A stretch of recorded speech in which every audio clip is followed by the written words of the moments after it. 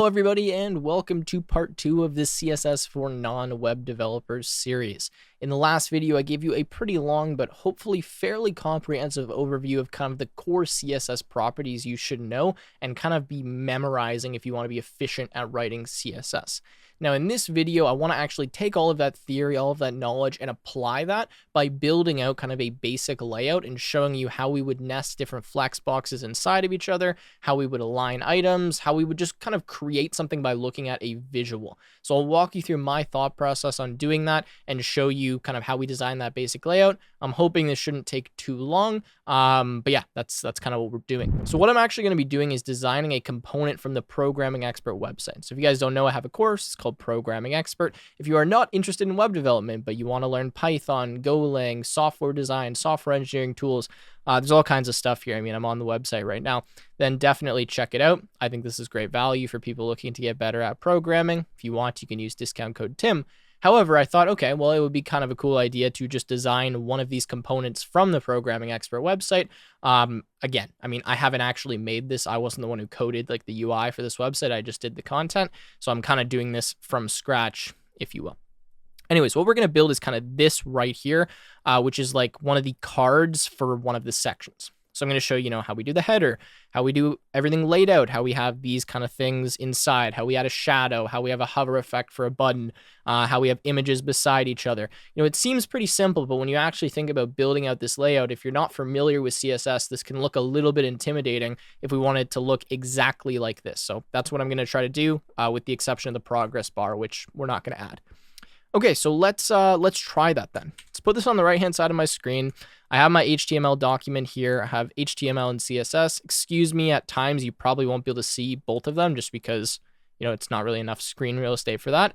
But let's start by trying to design this, and we'll try to make it responsive as well so that it kind of looks like this on this screen size, right?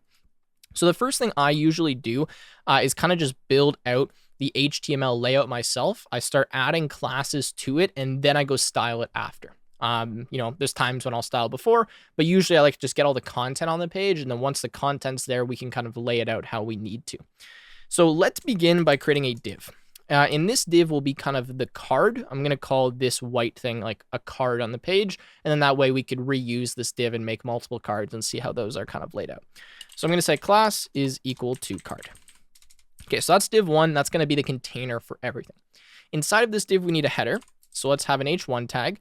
Let's say class is equal to header text. And then this is going to be 2-programming fundamentals. Is that how you spell it? Yeah, fundamentals like that. Okay. After we have that, we have kind of 3 icons of sorts. Let me just make these a little bit larger so we can see. So we have, 17 hours, 25 videos, 131 practice questions. And I see immediately that I'm going to probably need these in some kind of row, right? Because they need to be kind of aligned with each other. If I just put 3 p tags, they're going to be block style and they're not really going to work very well. So what I'm going to do is make a div, and I'm going to say class is equal to, and let's just call this stats or something. I mean, the naming's not super important right now because we don't have a lot of content. So I'll just call this the stats container. Okay. Now inside of here, I'm now going to make 3 divs, one for each of these kind of things, because we're going to have the logo or like the little emblem and then the text. And I think I should kind of keep those in a container so that we can then space them out differently from the text itself. There's a bunch of different ways to do this, by the way, so don't think that how I'm doing this is the only way. You can challenge yourself to do this as well. So let's say class is equal to, and let's say stat item, like that. Now I'll make 3 of these because we're going to have 3 stat items. And inside of the stat item container, I want to have a paragraph tag. This first one will be 17 hours. And my icon, which I will show you how we can add that in a second. Okay, so 17 hours. We're going to have 25 videos. Let's say 25 videos and then 131 practice questions. So practice questions like that. Okay. And then of course, again, we need that icon, but again, I will add that later. All right. So we have this div. Now outside of this div, we're going to have our description. So let's make a p tag. I'll say class is equal to description like that. Did I spell that correctly? I believe I did. And we just copy this and dump this here inside of the description. Okay. Beyond the description, we have these things, right? So we have kind of this, I don't know what you want to call this, button container, pressable item. I'll just call it gray card or something. I don't really know what we would want to call that. So let's say div like that /div. By the way, notice how whenever I open a tag, I close it right away. Usually just makes sure I don't forget to close the tag. So that's why I'm doing that. I'm going to say class is equal to, and let's say gray container. Now we're going to need 2 of those gray containers. So let's just copy them here, and we'll use the same class name, right? Because they're going to have the same styles. Now inside of the gray container, let's make this a bit larger so we can kind of analyze how it would look in the proper format. We're going to have a button. We're going to have another like logo of some sort, and then we're going to have the text. So I'll just put those in there, and then we'll wrap them in some kind of div later on. Let me just close this for right now. Okay, so let's make a, I guess we'll make this like an H3 tag, and we can just say lessons, and then copy this. And this will be assessment. Okay, assessment like that. Okay, and then we need a button. So let's say button, and class will be equal to, we can just call this button. And for this one, we'll say class is equal to sub header. Okay, that's fine. Just copy this and put that here. And then for the button, this needs to say resume, and then we'll just add an arrow. Okay. Nice. So we've just built out pretty well the content for this, right? Now, of course, when we look at this, actually it doesn't even look that bad, to be honest. Obviously, it's not looking like this card, but we kind of have all the content that we need, and now we need to lay everything out. Now, we also want to add some icons, and I'm going to show you how we add kind of these little icons by using something called Font Awesome. Let me load that up, and then I'll show you how we add that. Okay, so in front of me, I have something called Font Awesome. Now, Font Awesome is just kind of a free CDN that lets you use kind of pre-built icons. Now, the way it works is you need to enter your email and then kind of create an account. And once you do that, it will give you access to a CDN. And anyways, you can just follow this website. It's very straightforward, but essentially it involves just copying a tag into the head of your HTML document. Once that tag is in there, you can then use some predefined class names, like I'm going to show you, to use some predefined icons. So go to this website, fontawesome.com. I'll try to leave it in the description. Someone remind me if I forget. And download or get access to your CDN. Copy that into your head tag. It should give you the instructions on how to do that. And then you can start accessing the different icons. Okay, so let me start using this now. So for the icons, I'm just going to copy in mine, which is this. I mean, I guess you could copy mine as well, but I don't know exactly how that works, if I'm going to get rate limited or something. And now the way that you add an icon is you do the following. So you go here, you go I, and I kind of stands for icon, the tag, and then you say class is equal to, and then you write the class of the icon. Now, I'm just going to pull up a cheat sheet here and find the different icons so I don't have to search for them. Okay, so the first one, actually, I'm just going to copy this in, is going to be FA clock -O. ARIA hidden is going to be true. Okay, next one, this is going to be FA video. Okay, I'm just trying to get ones that look similar to the programming extra ones here. And then I think this is just FA pencil. And then we also need 2 icons for this. So let me grab those. Okay, I'm just going to copy them in here. So go lessons. We're going to have FA solid, FA clapperboard. And then I'm going to have this one here, which is FA solid, FA file lines. They won't look exactly the same, but they should be good enough. Okay, so there you go. We can see our icons are kind of showing up here. Obviously, nothing's really laid out how we want it to be, so now that's what we need to do.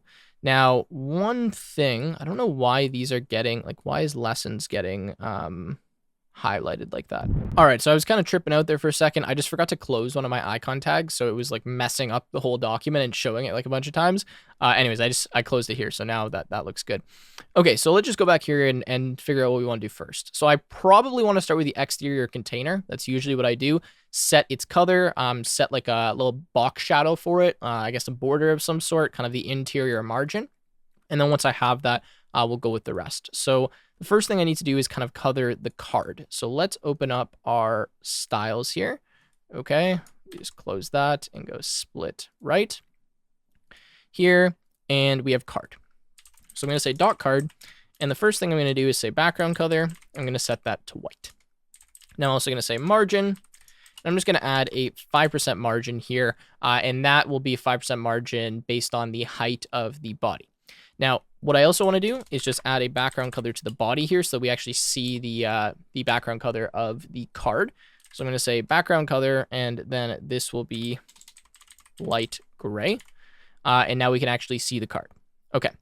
Next, I'm going to make the body 100% height. So we're going to say height, 100% vertical height, just so that my margin now is going to be based on the height of the screen, not based on just the body content. Okay.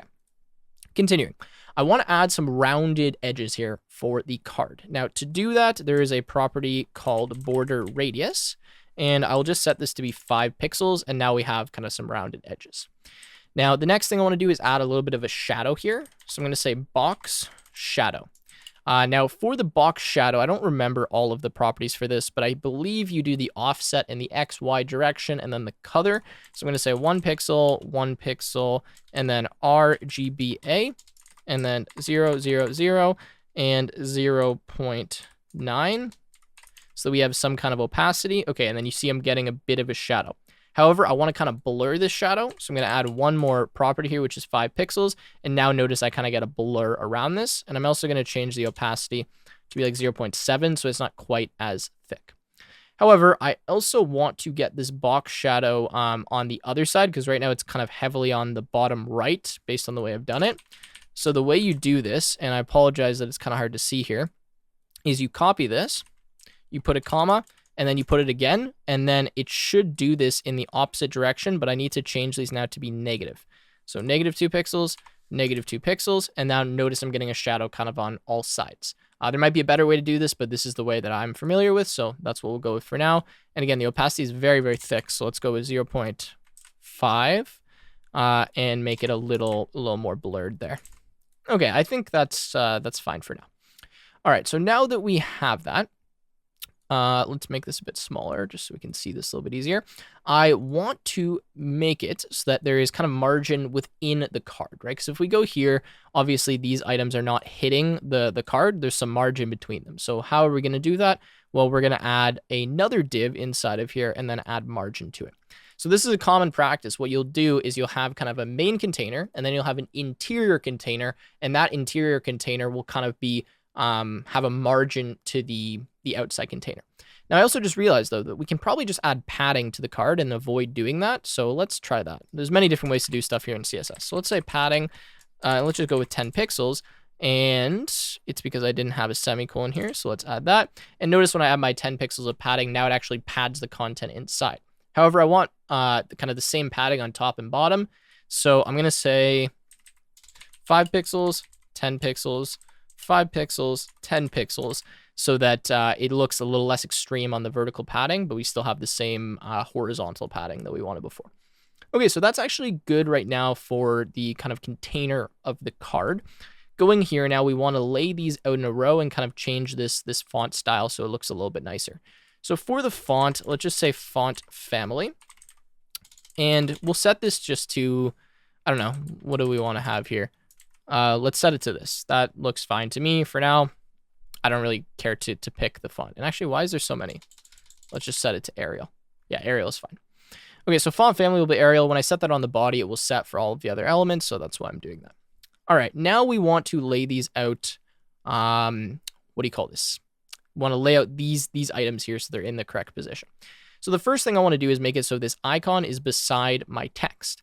So the way I'm going to do that is I'm going to first look for what I need to change, which is going to be stat item. So I want the stat item to be a flex box essentially that has the items laid out horizontally. So let's say stat item, if we could get that correctly, and this will be display flex. Okay, when I make that display flex, now they are aligned in a row. Now, the next thing I need to do is say align items, center. So now I'm going to align on the vertical axis, the cross axis in the center. Okay, now that I've done that, let's add a gap between the items of 5 pixel. And now they're kind of spaced out a little bit, so that's nice. And actually, let's just do 1 EM as the spacing, just so that will kind of scale with the font size. All right, that's nice. Now for our text within the stat item container, I want it to be bold. So I'm going to say stat item P, and I'll say font weight, and this will be bold like that. I could add a strong tag, but I think it's better to do it in CSS styling. So that's how I'm going to do it. And just to show you how that works. Now that these are laid out properly, I would like to change the color of my icons. So to do that, again, I can say stat item, and then I can say and I can say that my color is red. And now I've changed my icon color to be red. Now I also want to have some padding or kind of like a box around my icons. So there's a few ways to do this again, but let's do the following. Let's say padding 10 pixels, okay? And that's going to pad the, the content box here. Then I'm going to say my background color is, and let's just go with red. All right, so that's fine, but I would like it to be transparent. So we're going to say, let's do it in hex this time, FF000020. And now we have kind of this transparent box around. And then I'm going to say my border radius is 5 pixels. All right, so that kind of now matches up with what Programming Expert one had. My boxes are slightly different size because it's sizing based on the icon size, but that's fine. I won't get that picky right now. Okay, so already looking much better. The next thing I need to do now is lay all these out in a row. So I see I have my stats container. So I'm just going to now apply flex styling to my stats container. So I'm going to say stats container. I'm going to say display and then flex. Okay, and now automatically they're going to go in a row. Now we need some gap. So we'll just say gap be 1em. And there we go. And then I will align items in the center. And I will justify content flex start. So now let's make this a bit bigger. And this is looking good. Okay, so good looking card so far. Of course, obviously we got to add these down below, but if we go look at this, we're not too far off somewhat from what the layout's looking like. Let's look at that. Okay, we might want slightly more of a margin there, but for now that's fine.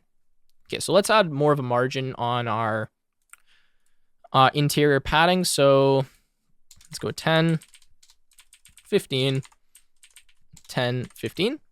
Now we just squish it in a little bit more. That looks a bit nicer. All right. Continuing, we now need to handle the bottom of what we need here. So the bottom section is our gray container. So I'll start with that, and then we can do what's inside of the container. All right. So let's say dot gray container. Okay. Background color will be light gray. All right. And then we want to add a border radius. So border radius of 5 pixels, add some rounded edges here. Okay, so now we have our rounded edges. Now though, we need to align the items within the gray container. So I'm going to say display, flex. Okay, and now we've aligned on row. That's good. But we want to push the button to the right-hand side and keep the icon and the text on the left-hand side, right? So if you look here, we have kind of, if we make this larger, this kind of stays on the left-hand side, and then the button gets pushed to the right. So we'll do that with Flexbox. Let's not minimize that. Let's put that over here. The way we will do that is we'll change this slightly. So we have 3 items here. Now, what I want to do is I want to use the property space between. When I use space between, it's going to push my items out with the space between.